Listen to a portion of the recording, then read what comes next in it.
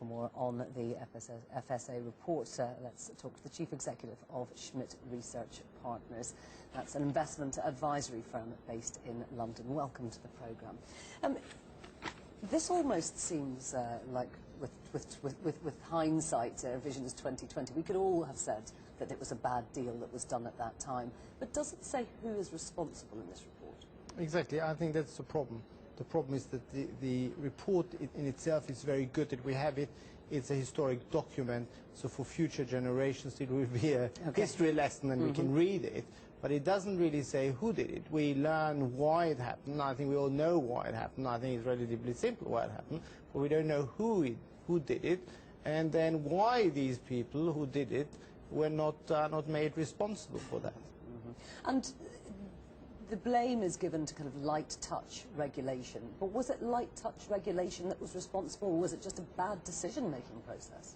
I think it's both. I think the decision-making process was very poor. They were very greedy. They went into all the areas that were overvalued. I mean, they went, for example, into credit trading, into CDOs and so on in 2006, when most people actually went out of this market.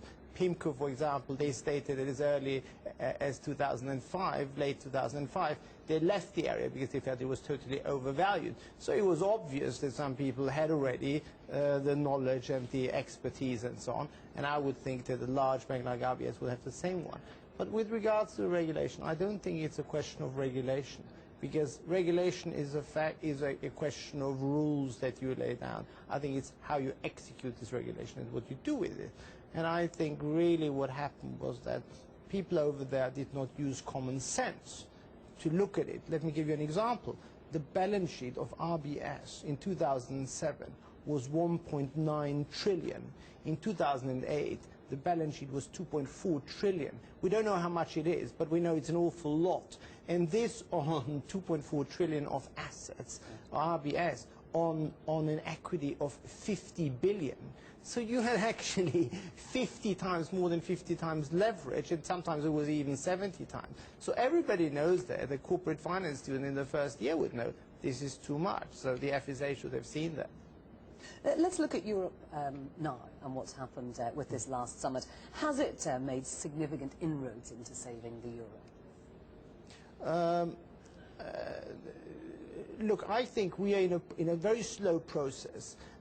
The markets are very impatient with regards to the way forward, how we save the euro, whether we would save the euro.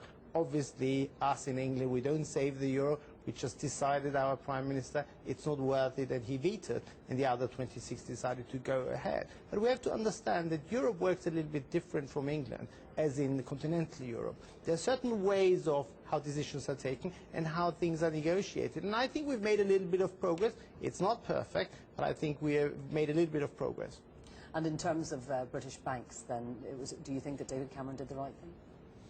Look, we will see whether he made the right thing. I don't think he protected the banks, but honestly, I think potentially he put more damage on the banks because we're going to be more isolated. Okay. Jacob Schmidt, thank you very much indeed for joining us.